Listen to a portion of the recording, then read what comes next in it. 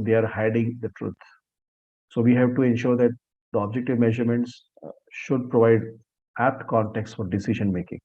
Whether you want to scope in something, whether you want to scope out something, whether you make any changes in the team, or you go back to the customer and renegotiate on what you had agreed earlier, right? Or you have to build a new infrastructure, or you have to replace old technology. So anything that is there, it should provide a context for decision making. Uh, Last but not the least, actionable metrics are needed for better predictability and overall systems optimization. So system optimization is a very big topic in itself.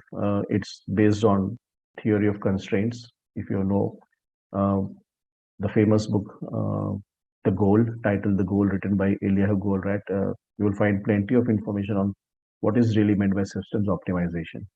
So you have to see the system as a whole, consisting of parts interacting with each other, and the whole flow navigates from individual parts of the system and then deliver a whole result, right? So everything has to work together seamlessly and in a smooth fashion. And I'm going to, as I mentioned earlier, I'm going to talk about both leading as well as lagging KPIs and how they are needed for overall growth of an organization. Having just one of it is not going to really help.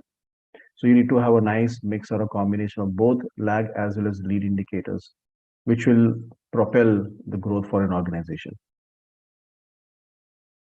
So before we begin, I'd just like to anchor everyone's thought on objectives of software measurement. Basically, why of everything we need to ask before taking any initiative.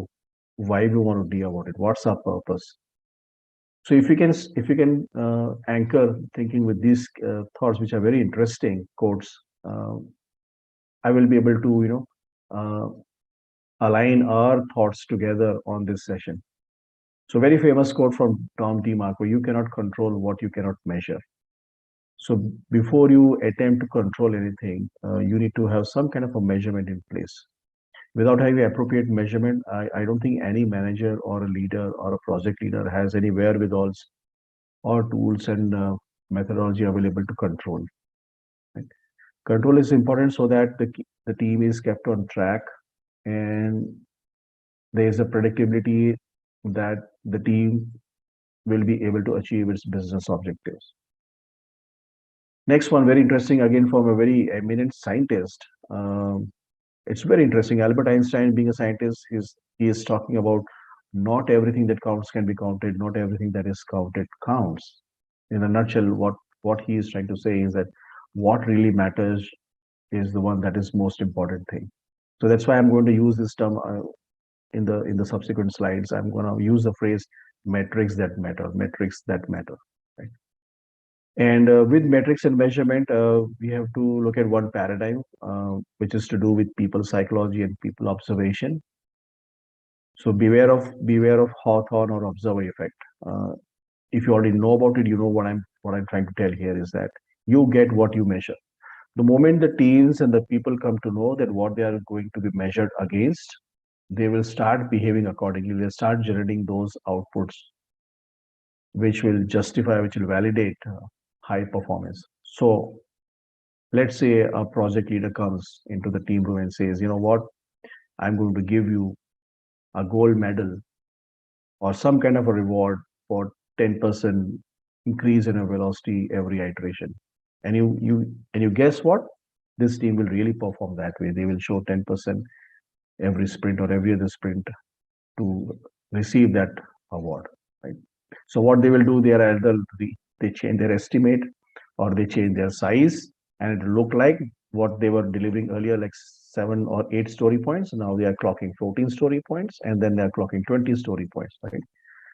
So we have to be very much aware as a project leader, as a team leader, and generally as a leader of the teams. We need to be aware of this Hawthorne and observer effect. There's a lot of scientific research being done on this, so you can Google this topic and find out some more details about what this observer effect or Hawthorne effect is all about.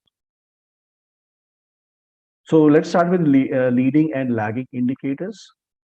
So I will read actually from right to left. So first, I like to anchor uh, your vision on the right hand side. Lagging indicators, these are typically the outputs. Anything that occurs after an event has happened. For example, testing activity finished and they raise defects, right? Or you did a review and you clocked story points at the end of the review. After 25 story points, your product owner accepted 20 story points worth of work at the end of the sprint. So that's an output. So these are typically the outputs. They measure the current performance of the system, how the system is behaving currently. And it is triggered by an output or an event that has occurred. Some of the examples that I gave you, right? For example, a defect raised during testing. And it is related to an output metric. So for example, any metric you can say like even classical metrics like defect density, velocity, or rate of delivery, like number of points delivered, number of work items delivered, number of items shipped or packaged, right? Number of bugs fixed. So each of these are output metrics. And these are very easy to measure, very easy to measure. You just need to have a kind of a measurement system and you can put checkpoints and then you can start seeing this. So you just have to observe, okay, fine, count the data. Run a simple query on your Azure DevOps or in your Jira and say, okay, from this day to this date, how many bugs were raised? So it's very easy to measure and generate the outputs. Now on the left hand side, let's move the left hand side leading indicators. These are typically the inputs.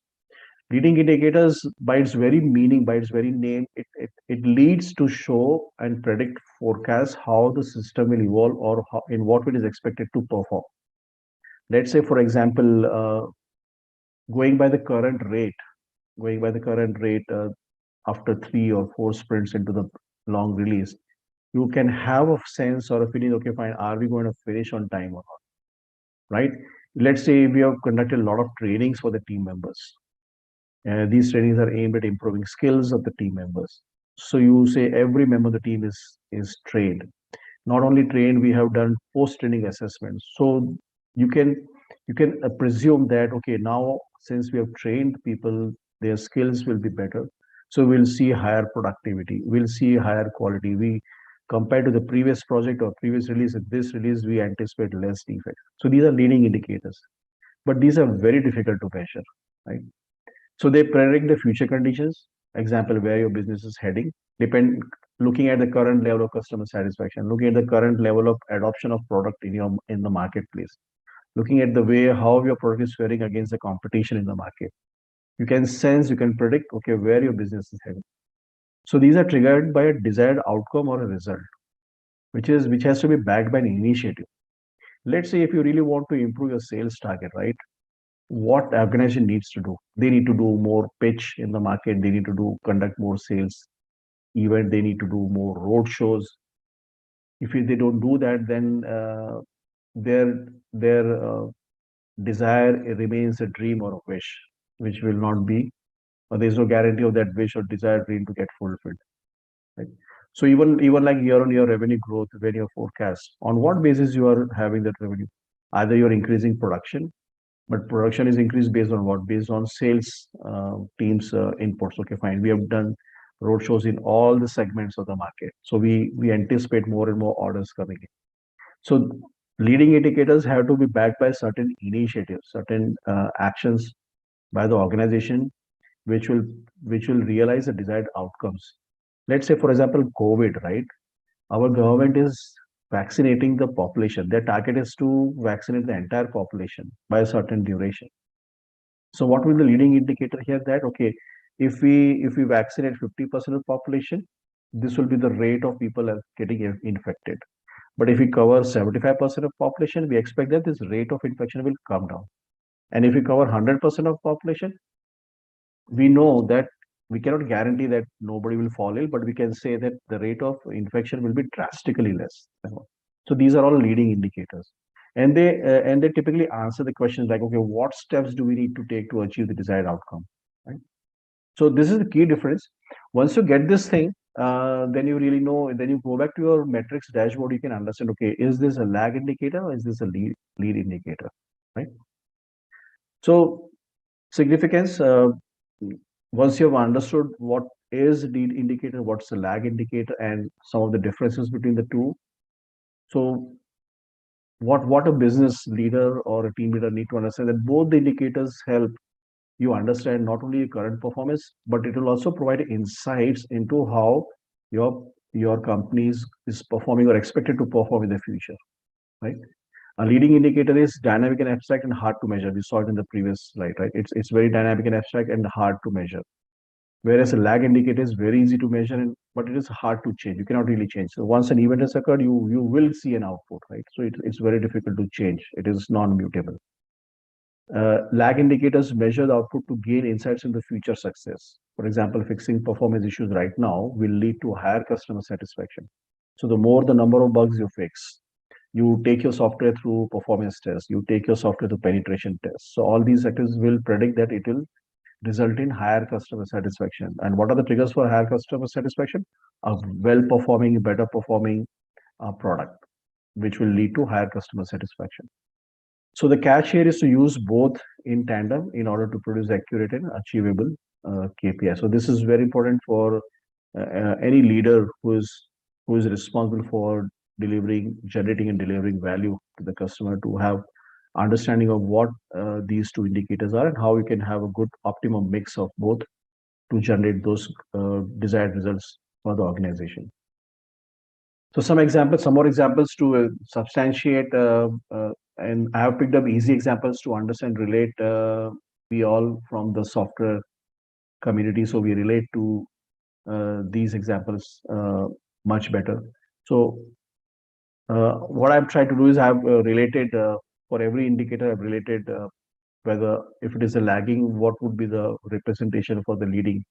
So in the first one, like for example, software bugs reported in software release, any given release, bugs reported. So that's an outcome, right? Now leading KPI could be a percentage of identified bugs resolved in a particular release. So let's say there are 100 defects and then you fix like 30.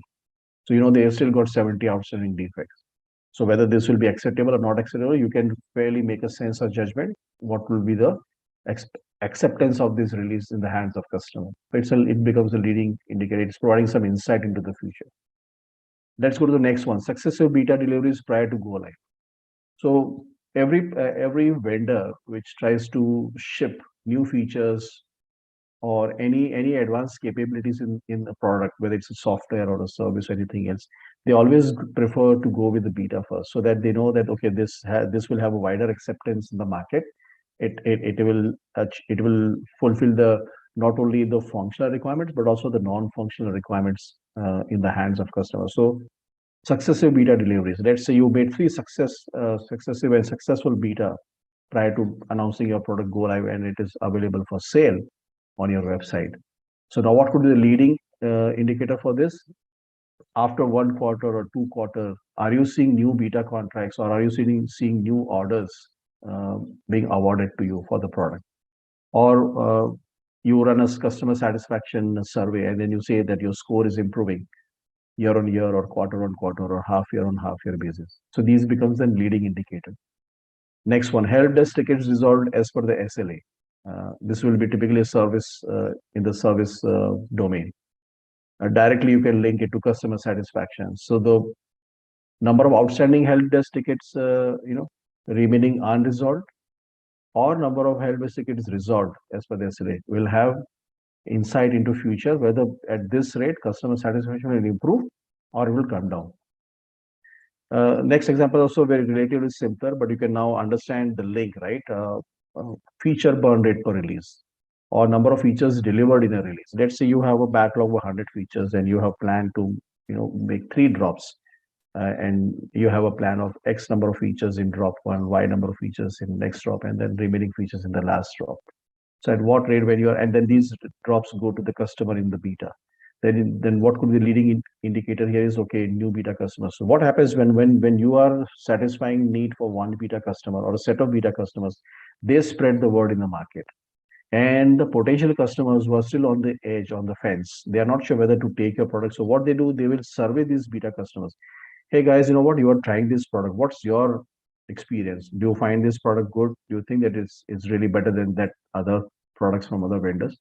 So this spreads the word in the market, and then it will result in new orders or higher customer satisfaction.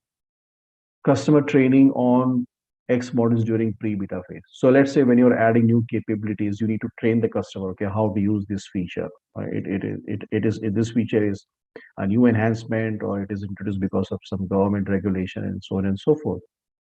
So when you're training customers, right, during this pre-beta phase, and a leading indicator would be that whether customer will accept and they will be ready to have this new or number of modules activated or brought live in post beta or beta phase. Let's say your product is going live, going beta and going live in stages, and then there are certain set of functionalities getting activated step by step. You can imagine a complex enterprise product scenario here. So you can see that how this rate of adoption is forecasting or predicting whether customer will be taking all the modules or entire product live in their production or test or train environment. Last example, already mentioned in the previous slide, team member skill enhancement in a particular technology area, right? So you can expect that with this output, like number of trainings completed and then post-training assessments also successfully completed by every team member. So anything related to that technology area, you will start seeing, let's say you are doing technology upgrade from old technology to a new, like web-based application from a desktop version of your previous application. Then how it is going, like how many number of modules are getting migrated step by step on that particular technology area. What features are enabled in that particular technology area. Let's say your payment system is enhanced to include not just credit card payment, but online payment, UPI payment, and any other mode of payment. So these are all the leading indicators. So ideally, as a thumb rule, as a best practice, any development organization need to have a good combination of both lead and lag indicators. They work in tandem, and combination of both will result in better business performance overall. Okay. Moving further, I'll just like to take a pause here. Ashutosh, if you could unmute the participants. We will have a short interactive session here. There are a lot of people have joined in the internet. Yeah, sure. Yeah, go ahead, Hiren. Yeah.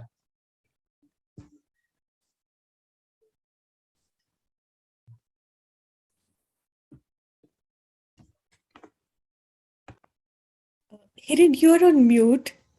Hiren, you're on mute. Sorry, Hiren, you're on mute.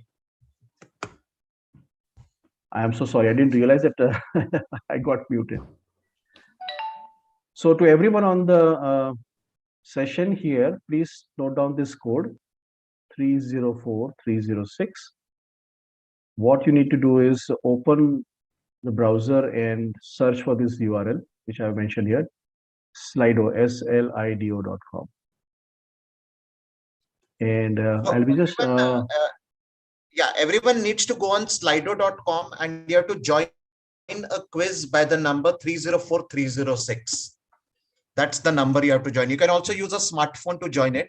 Yeah, you can also use your smartphone to join. Absolutely. Yeah, www.slido.com, and the quiz number is 304306.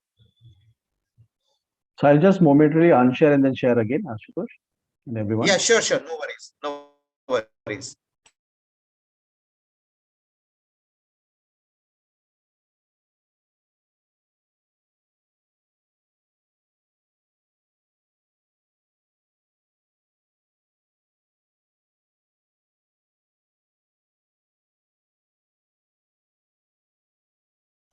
So let me know if anyone is having a challenge in joining the quiz.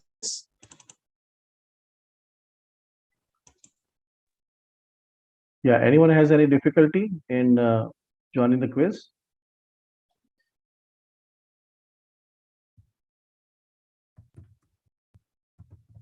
All right, I presume that so everyone is so Hiren, you can put it in the present.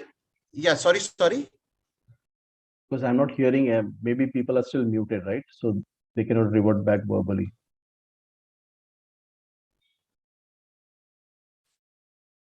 No, they can speak. They can unmute and speak.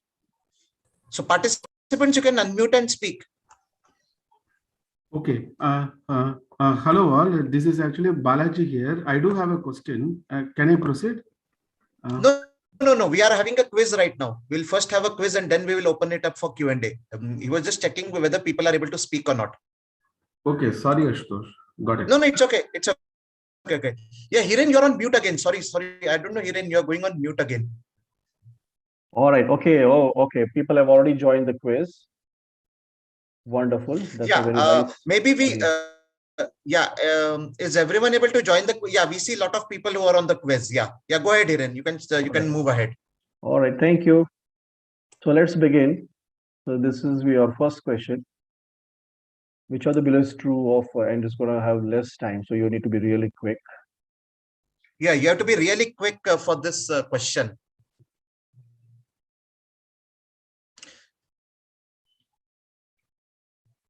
Okay, one quick thing. We'll just wait on Hiren. I think we'll have to tell the participants. See, there's a time limit on question. The time limit is only 10 to 12 seconds. So you have to be really quick when the question comes up on the screen. Yeah. The question is not for an indefinite time period. There's a time limit. So moment you read the question, please respond to it. Yeah, go ahead, Hiren. Yeah, thanks, Ashutosh. Yeah, that really helps. Yeah. So very good. These are the correct answers. Very good. I think first question itself was accurately answered. So let's move to the next one. So these are usually outputs, usually measure current state of the system and easy to measure. Right? Wonderful answer. Thanks. Next one. All right. So this is the leaderboard. So Priyanka is the leaderboard in this question. We go to the next one. Congratulations, Priyanka. Next one. Which of the below is true of leading indicators?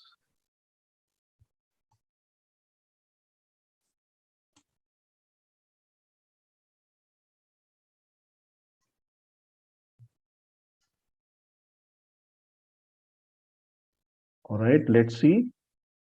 Different answers coming here for this question. So actually it's applicable all of the above. So as we just saw in the previous slide, usually it is inputs. It informs the leaders on how to produce desired results. So it gives them insights. Yes, difficult to measure and tricky to measure. So there are two similar synonymous clue here. Wonderful. Let's go ahead to the next one. Let's see who's the leaderboard here again. It is Priyanka, well done, and Gayatri, Lise, Pallavi, and Rahul. Thanks for your responses as well. Really appreciate that. All right, quickly, next one.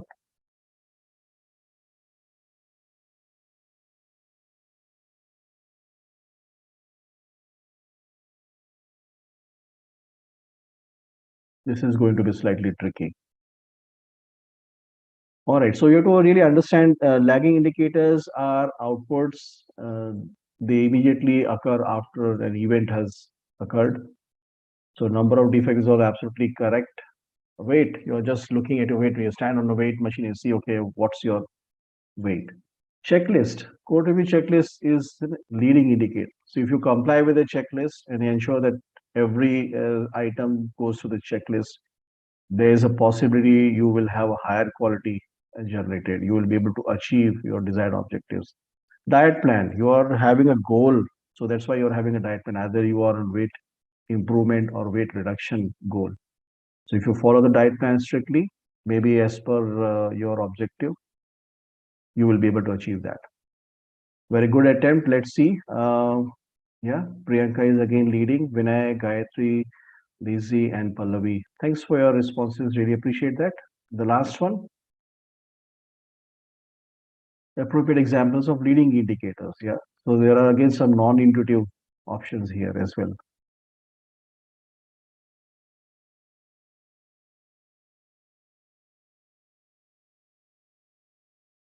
Okay, let's see.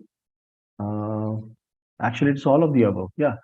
Daily calories intake, right? Leading indicator. So this will tell you whether you're going to put on weight or reduce weight or you're going to fall ill if you are taking calories for saturated carbs. Yes, obviously you're not only going to put on weight, but you will have other indications of other diseases. Next one, number of people vaccinated. Yeah, I think I gave that example earlier.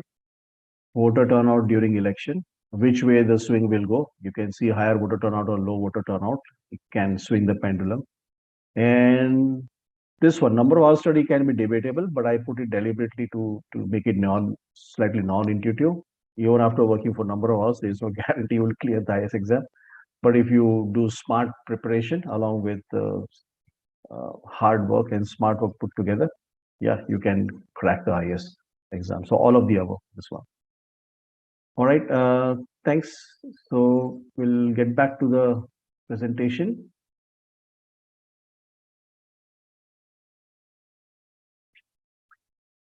All right, hardest question. Which of the below representing leading leader? So it had 0% result. But congratulations, Priyanka, for being the leader in this group. And congratulations to others who have actively participated in the quiz. So this quiz is to really again reinforce the topic what I has covered as leading and lagging indicators. I hope that this will be a very important takeaway for all of you. All right, now I'll slightly change the track here and then come back to the KPIs and metrics in the context of systems optimization. Uh, Over my vast experience, what I have seen that we have undertaken monumental strides in really understand the world of metrics and measurement. We have come a long, long way from those early days when we used to simply have, classical metrics. Nothing wrong with that, but then those were the need for those times. We used to have defect density, defects per lines of code. In today's time, when you are using so many smart tools, the lines of code is kind of default and not relevant, right? If you use today's modern development tools, 90% of the code is already written by the code generator, right? So how can we really sense the truth in the metric in terms of, and what is the value of measuring defects per lines of code? In today's world, especially the projects which are having one or the other flavor of agile, there's a focus on agility. And there are many factors which affect agility. There's agility in the teams, there's agility in the enterprise, there's an agility in the products and processes. So agility is everywhere, but then there are several factors impacting agility, right? So what I would like to recommend is move away from vanity metrics, the ones some of the examples that I give you, but look at those metrics which give you insights into how you as a team, as an organization, are performing. Something like cycle time. So cycle time is from the time the item enters into the active development stage and to the time when it is goes out into production. Lead time is slightly longer than cycle time. Lead time measures from the time the item is conceptualized, but it may remain in the to-do list for a slightly longer time. And then when the team is ready, they will pull from to-do into progress column. So that's why lead time is slightly longer than cycle time. Larger the cycle time indicates that you are taking longer to ship and deliver. If your goal is to increase the rate of delivery or your goal is to reach the market faster, what would you look at? Obviously, you will look at cycle time, right? How long it is taking you from cradle to the grave, from the point where the concept and from the concept to business case, from business case to requirements development. So is can this be so for that you have to visualize first, right? Before you try to manage your system, you have to visualize. So you can use Kanban is so far the best method for visualization. So you can visualize your process and you can create a Kanban for that, consisting of various stages. The work item progresses through various stages. So you can create that Kanban board consisting of multiple swim lanes. And for each swim lane, you have to determine what is the limit that you're going to put in the work in progress, right? So we will talk about these things later, but suffice to say that look for those measures, those metrics that really matter for impact, for improving agility, for ensuring that you are really delivering value to the customer. And since we also work with people, so in modern organizations, there's a lot of focus on people. In fact, I was looking at one of Ashutosh's presentation earlier today afternoon. Ashutosh, it was a wonderful presentation on psychological safety, right? So it's the people who matter. People get the work done. People work together as a unit. People hold each other accountable. So you need to have certain measures to check the team morale and team health. I have some examples later in the slide. Will show you what I'm talking about. And for the business people, we need to show them at a higher level, at organization level. Let's say, for example, at a balanced scorecard level, right? And then you need to provide drill up and drill down capabilities. So if I really want to see in a particular area for balanced scorecard, like for example, how we are delivering, what's the rate of delivery, then you actually like to drill down and see across the team. If you are following a safe model, then you like to see how many release trains, what kind of features we are releasing in what drops. Or if you're having scrum at scale, you like to see um, the various scrum teams in a scrum of scrum or scrum of scrum of scrum, at what rate they are like burning the feature or burning the backlog. So you need to have a tool, a tooling, appropriate tooling, and automation, so that it gets pulled up, the data, necessary data, and dashboards are updated where you can have drill up and drill out. So nowadays we have seen a lot of people using Power BI and an integration of Power BI with variety of tools to generate those powerful dashboards, which has these kind of capabilities, and metrics that provide insights into system optimization rather doing any local optimization. Right? So just like to park your thoughts here on some of the metrics. This is not a very comprehensive list, but I'm just trying to focus your attention on what I've written on the right hand side, is that look for those agile metrics which provide insight into productivity through the different stages, like work in progress. What I really interested in when I'm trying to measure work in progress, velocity.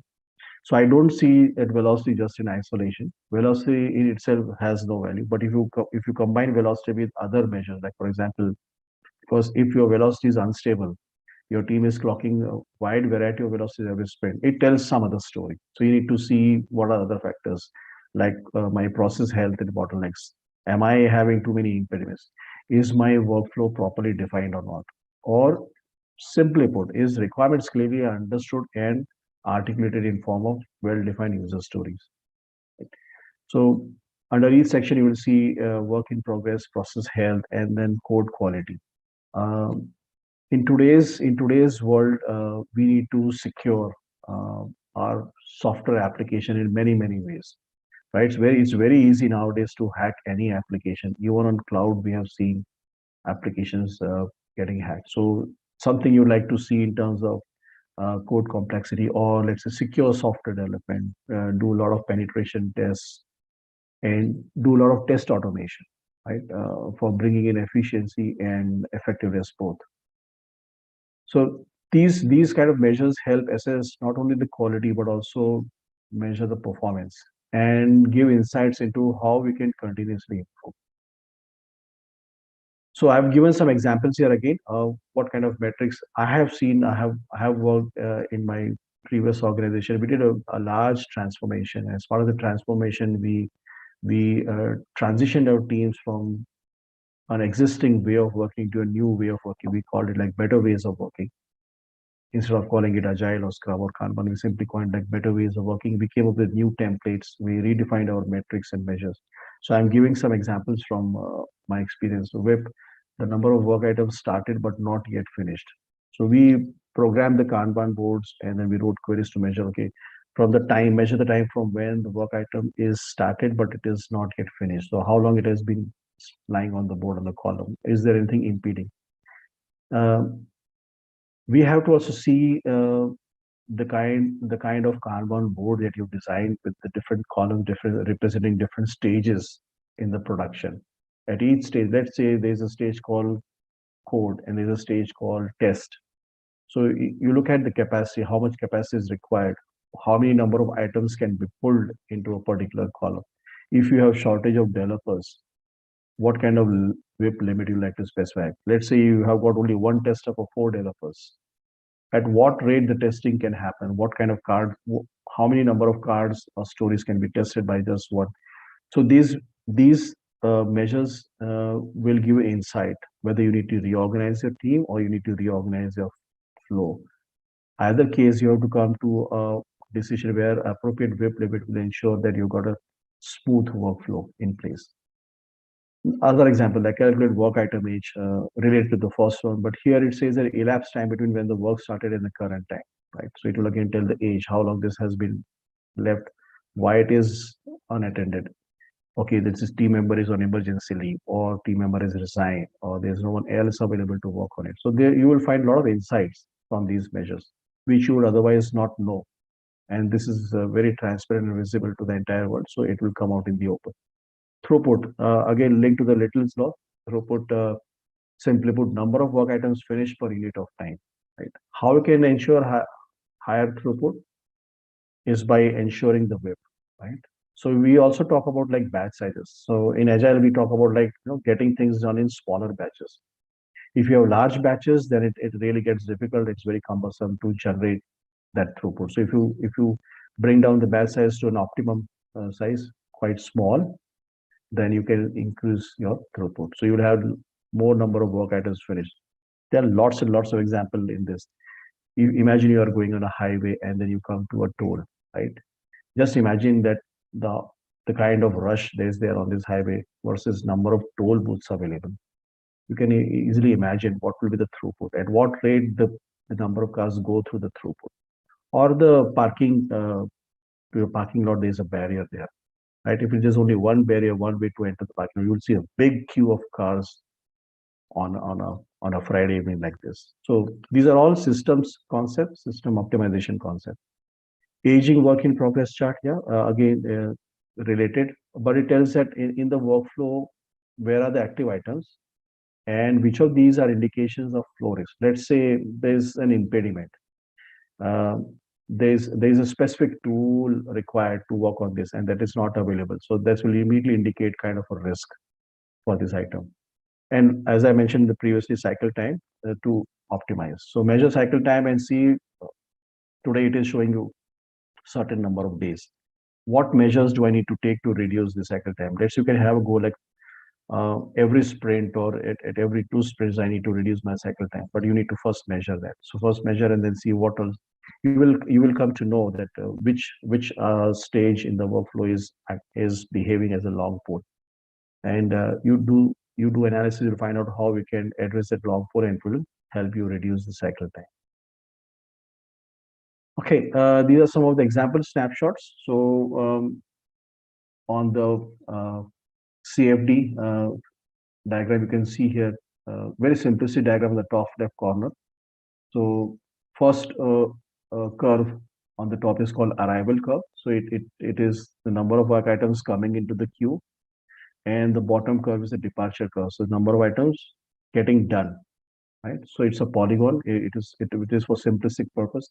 So the vertical distance between these two curves is what is called as active work in progress. So if this gap is widening, it will tell you that your departure rate is slower than your arrival rate. That's why this number of items currently in work in progress is gradually increasing.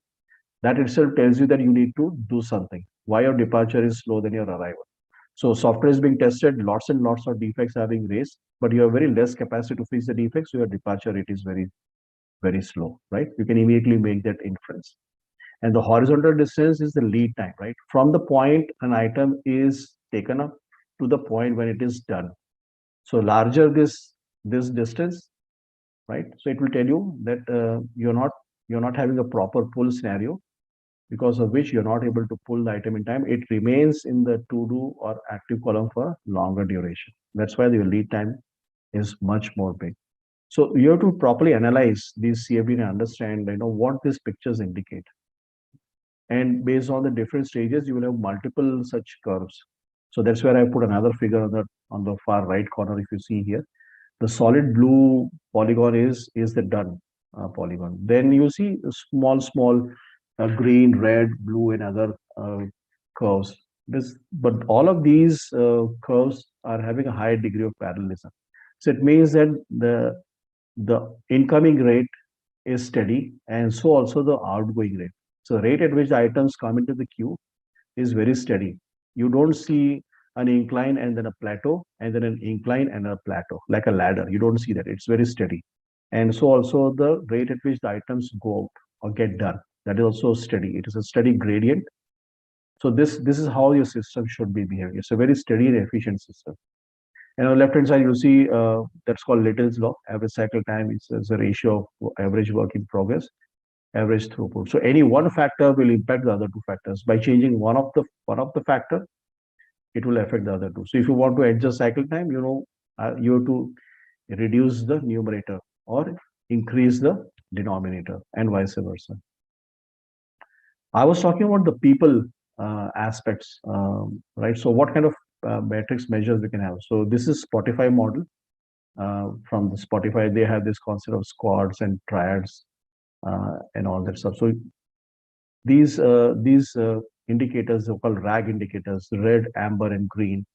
And on top of the RAG indicators, you also have the downward arrow, the upward arrow, the horizontal arrow. So upward arrow indicates that this is improving. So on the teamwork, if you see squad one is improving teamwork, green arrow and then upward arrow. But if you see pawns or players, squad two, red, and then increase in red, so it means it is getting worse with this team in terms of this this team. And then we also have so this is just for representation purpose. You can have something similar for your team. What we typically do is at the end of retrospective, we take a happiness index, a vote on happiness index.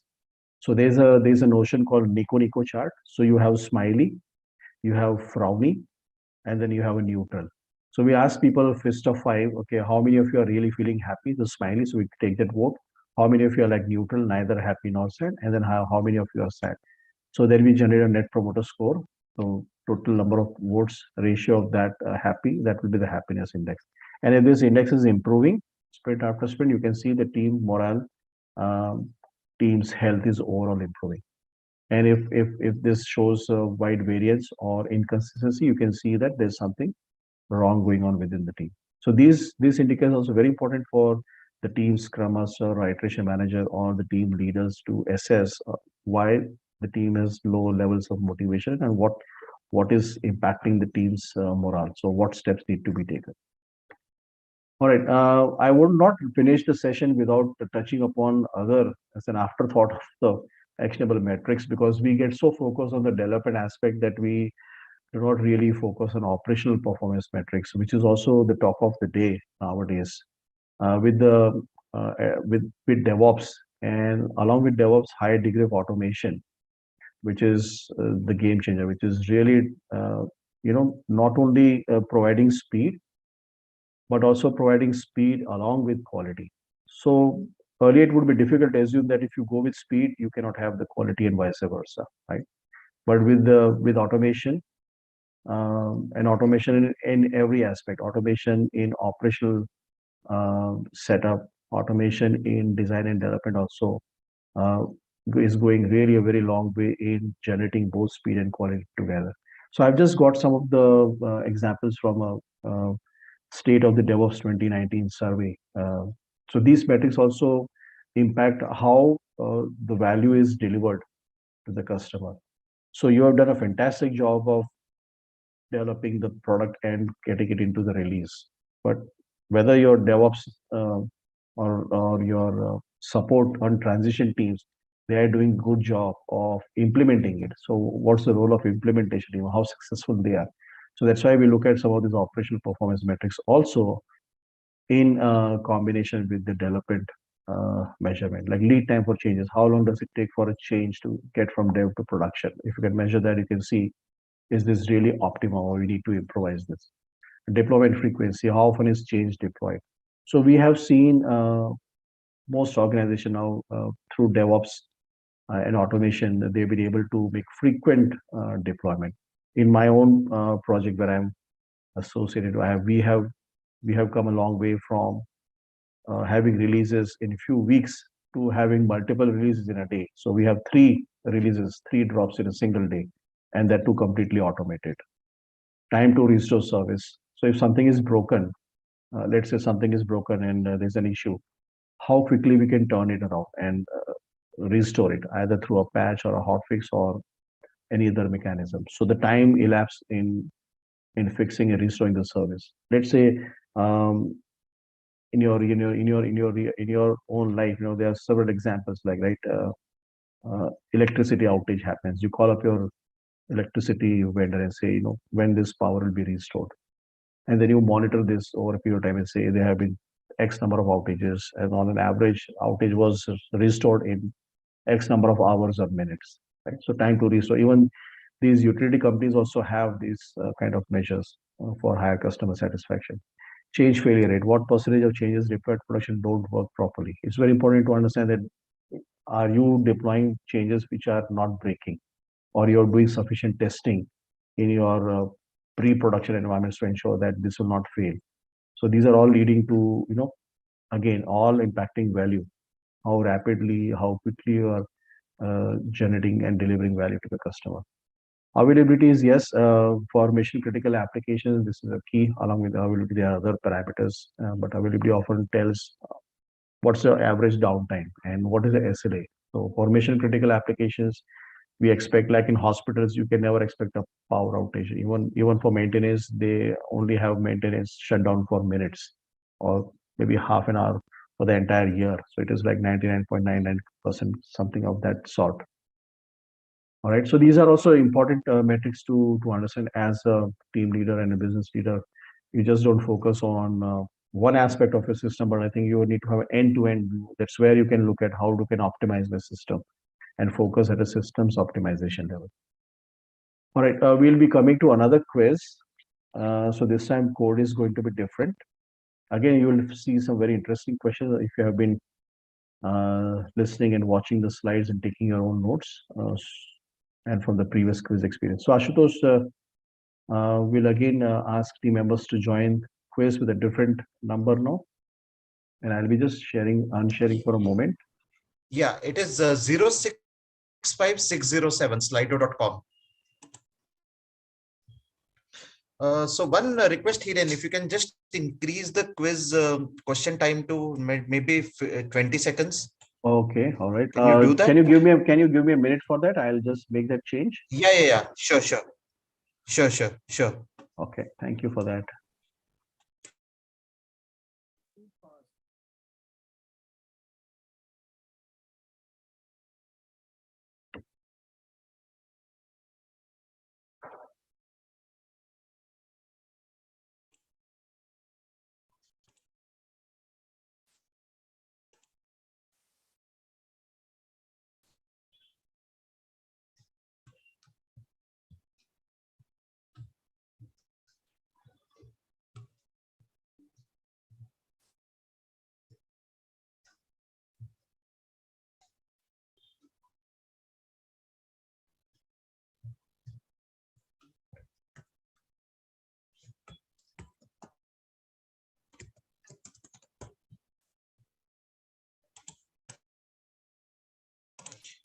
Yeah, so meanwhile, before Hiren configures the quiz, I just wanted to let you know that, yeah, this is a session which happens on most of the Fridays.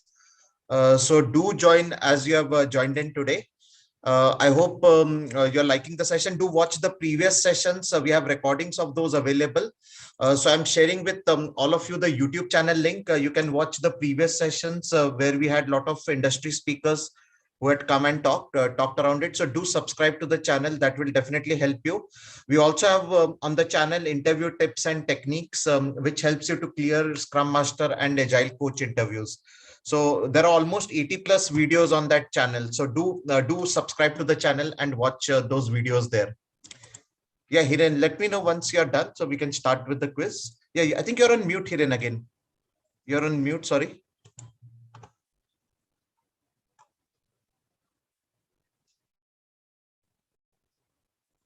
Yeah, Hiren, you're on mute, sorry.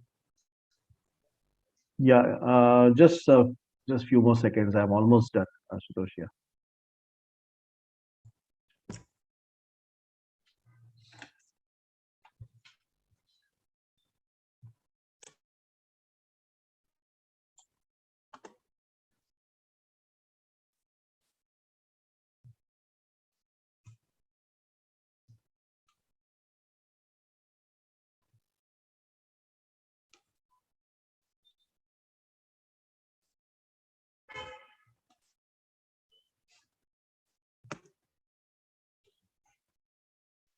All right, I'll be sharing the screen once again.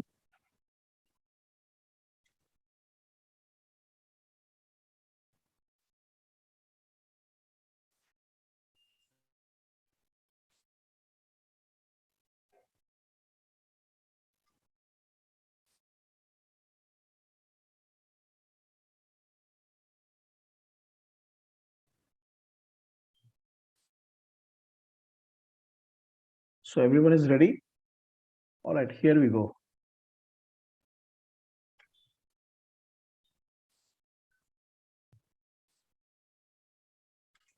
First one is on your screen.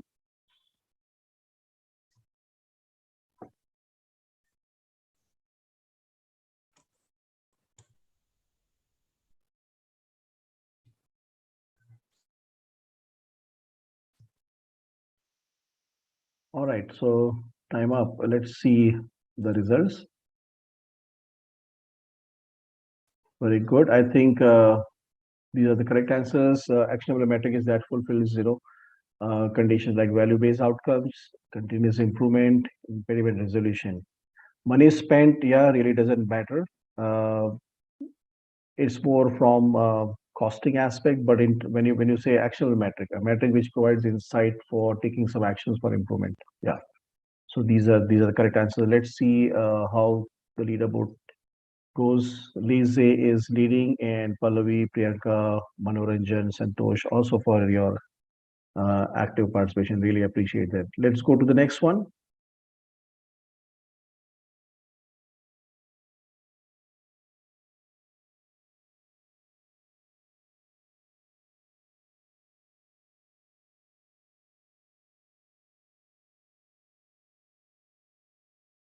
I think now everyone is having sufficient time for answering. All right, let's see what the results look like.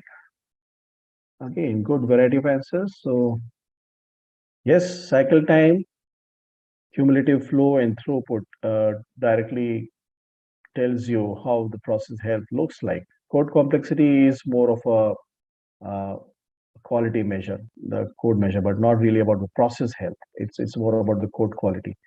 Number of test cases is just an output. It doesn't indicate anything at all. All right, let's see how. All right, Mike leads this time. Pallavi, Lizzie, Priyanka, and Balaji, thanks for your active participation. Wonderful. Let's go to the next one.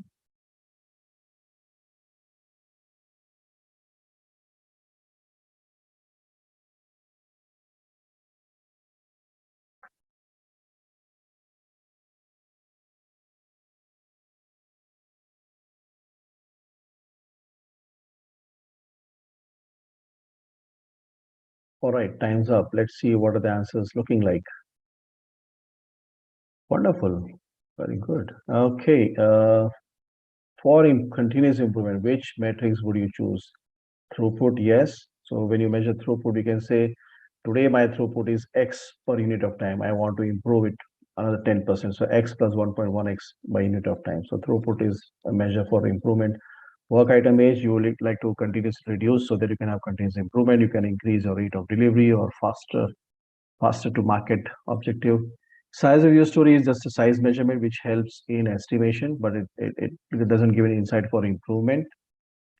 The number of impediments resolved is just an output, right? It doesn't. It is a cost of quality measure, so it doesn't really help in any continuous improvement. But yeah, cycle time. If you measure cycle time and you improve it, it will directly lead to higher customer satisfaction or early to market. Wonderful answers. Let's see how everybody fared. Mike leading again. Wonderful. Pallavi, Lise, Priyanka, and Sudipto. Yeah. Good answers. Thanks. Let's go to the next one.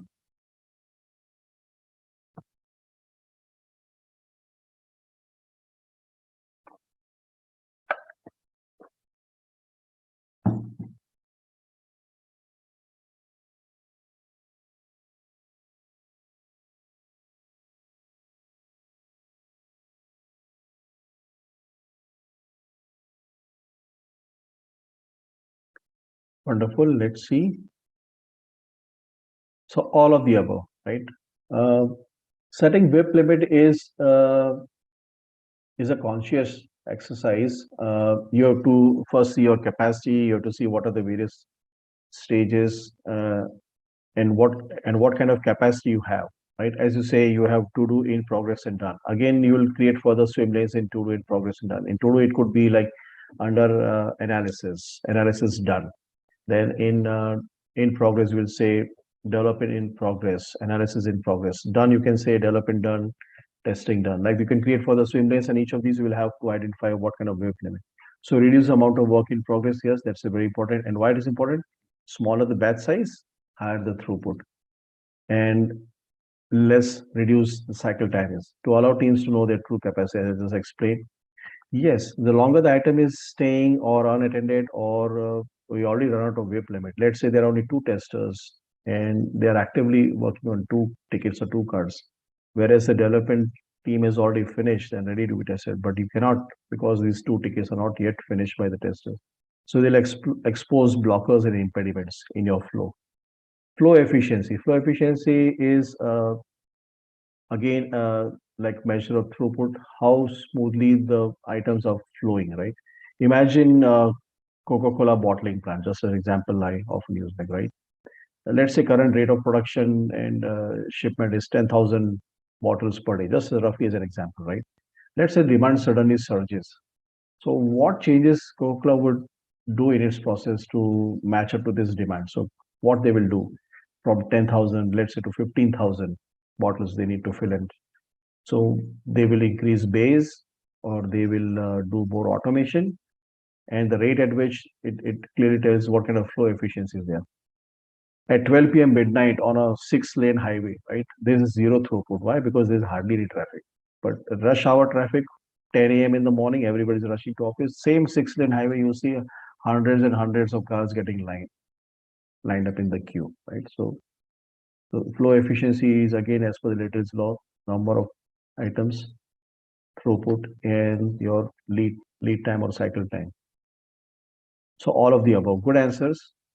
Let's see. Again, Mike leading, very good. Pallavi, Lizzie, Priyanka, and Sudipto. Wonderful participation. Thank you. Fifth one.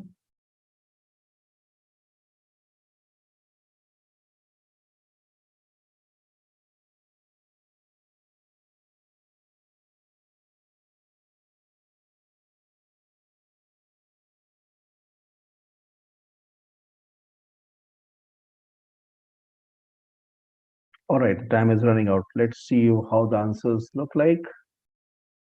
I'm sure people would have really got this one right. Yeah, all of the above. So it's important to check team health. It has a direct impact on team's productivity. Uh, a happy, healthy team is a productive team. We all know that. Innovation, yes. A team which is less under less stress, uh, they have those. They have put on their creative hats on, so they are high on innovation. Uh, a healthy team, a happy team is one which has a team level accountability. This itself is a big topic. We often debate about individual accountability and team accountability. So here, the entire team owns up the responsibility and hold each other accountable. They don't let any other team member to fail. So if any team member is struggling or having any difficulty, rest of the team members, marshal around that person, try to help, and they have this team accountability. Motivation, yeah, you can make out the levels of motivation by seeing some of the team health factors, the Spotify diagram that I showed you earlier. So all of the above, these are all our correct answers. Okay, Mike leading the board, Pallavi, Lizzie, Priyanka, and Sudipto following him. Yeah, very good participation. Thanks. The last question.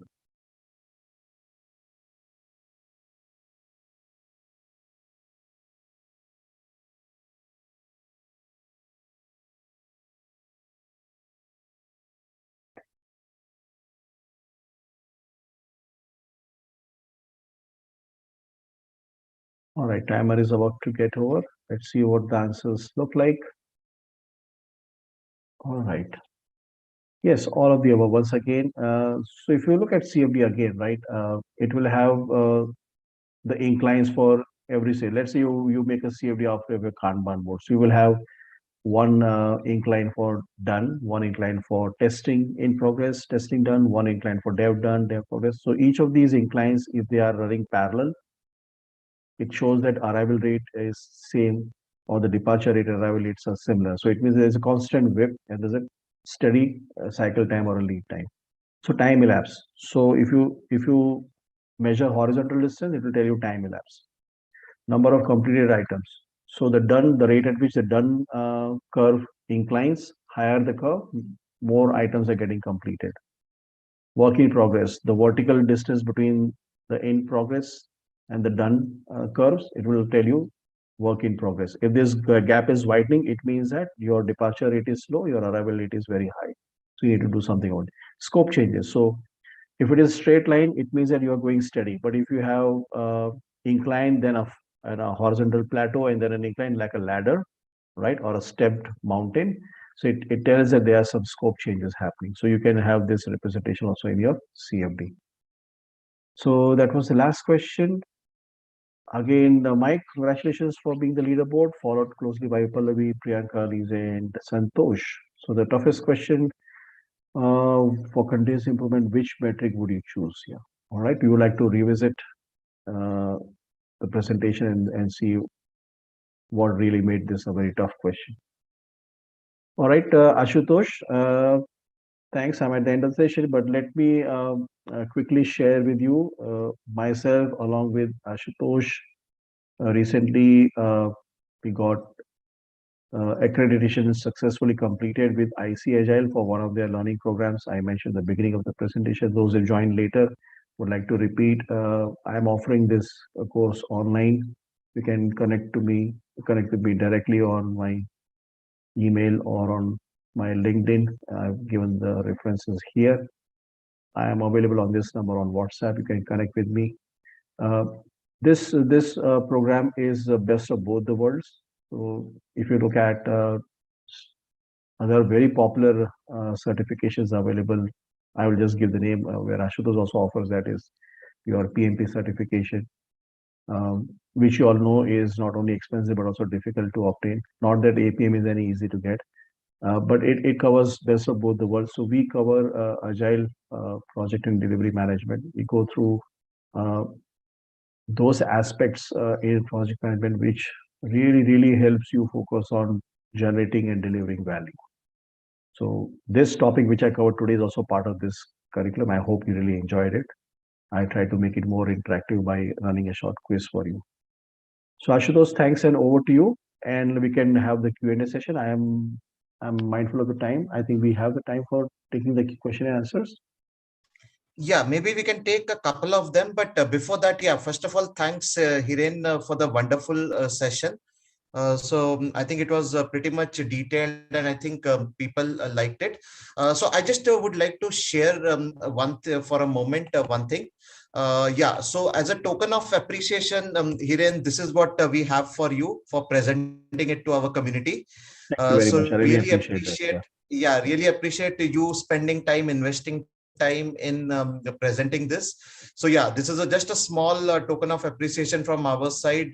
We give it to our speakers just to motivate them, just to make sure Yes. that they keep coming back to us for some more interesting topics.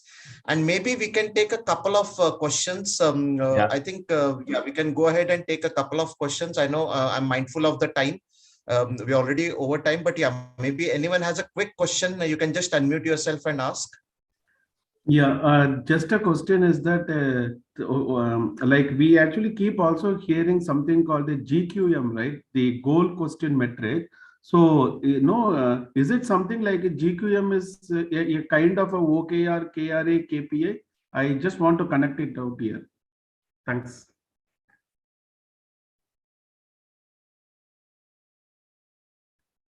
Did I made myself understandable? Ashutosh. Yeah, Hiren, were you able to hear Balaji? Balaji had a question. Hiren, you're on mute, I think. Yeah, Balaji, thank you very much for that question. Yeah. Uh, I just slightly kind of got trailed off. So if you could repeat that quickly for me. Okay, the question was, we do here also a parallel note of thread called the GQM, right? Goal question metric, because I have used it in one of the engagements. So just wanted to know the GQM and this OKR, this KRA, KPIs, or how is that they actually resonate well? I just wanted to know some perspectives. Wonderful. No, I appreciate that. I have, I'll be very frank and candid with you. I'm more from the agile, so I have slightly more, love for cycle time Kanban kind of metrics. GQM, I have not worked much, so only thing I can tell you that yeah, it has its own relevance, but how much in the context of like value and all that, I'm just trying to relate. Maybe I'm not really equipped to give you a proper answer on this, Balaji. Very sorry for that. Maybe if Ashutosh, you would like to take this That's okay. question. Yeah, even I haven't really worked on GQM. I mean, Yeah, yeah, yeah. I mean, I will maybe do Balaji, definitely we can connect research. I on. have taken a note. Yeah. Yeah, Ba- yeah. Balaji, sorry But for yeah, that. I'll definitely. have to do some research. That's But if you okay. could tell from your side what this GQM measure is about, like, is it a performance measure? Is it a quality measure? What kind of measure is this? No, like in one of my engagement, we were actually using this agile metrics versus the Okay. flow metrics, right? Flow metrics, yes. Okay. Correct. So what happened was that we was just trying to do something called the GQM and then Hmm. tag it back to an outcome-based plan to do a transformation. Oh, okay. Wonderful. That's interesting. Right. Okay. Say for example, is that multiple companies t- tend to do transformation, but then if we go to them and then ask them, right, no, what are the outcomes that you have achieved? Only Achieve. very few companies will actually articulate it well. Yeah. Probably it could be an agile outcome, or in some cases it could be a business outcome, depending upon the contextual boundary. So I was just trying to do some kind of a some kind of a background work to connect between this JQ, this particular GQM, GQM, yeah. and the OKR, KRA, KRA, OKR or KPI. KPI. Okay, okay, Correct. wonderful. So you're trying So to just interrelate, right? yeah, correct. So definitely, I'll also do my part of my research and understand. But coming to your point, like transformation, right? Yeah, I have like Ashutosh, myself, and other consultants. We all go through in our long experience, work experience. We go through many. Sometimes as a participant, sometimes as a consultant, and as part of the leadership team, where we oversee, not only oversee but also provide direction and how we bring about this transformation. So one of the example which I've not brought in today's session because I just wanted to keep it to the time limit.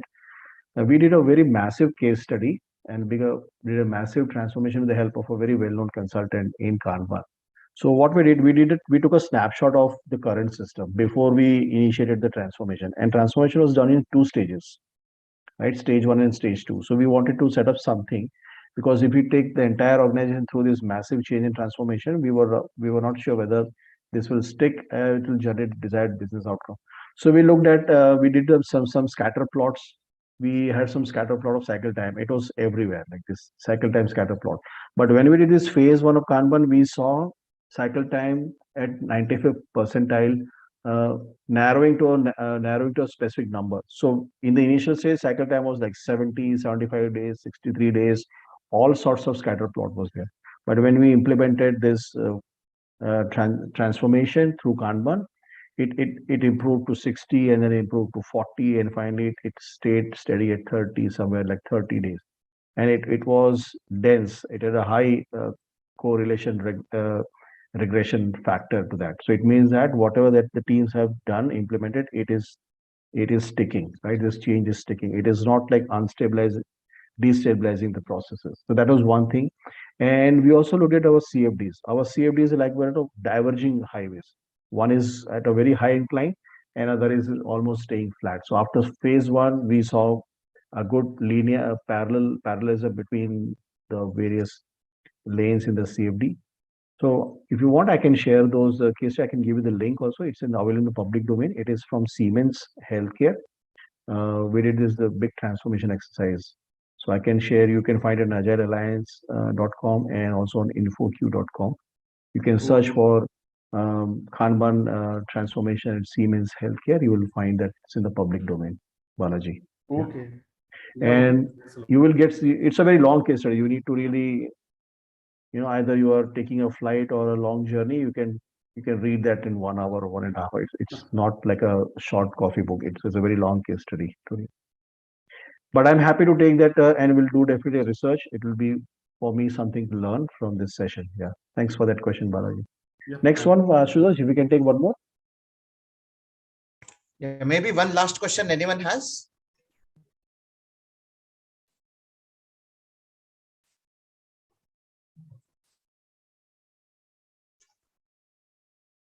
Looks like everyone is good, happy. They would like to go to their dinner if they are in India, or they like to go to their breakfast if they are in somewhere in the East Coast. So thank you once again, Ashutosh.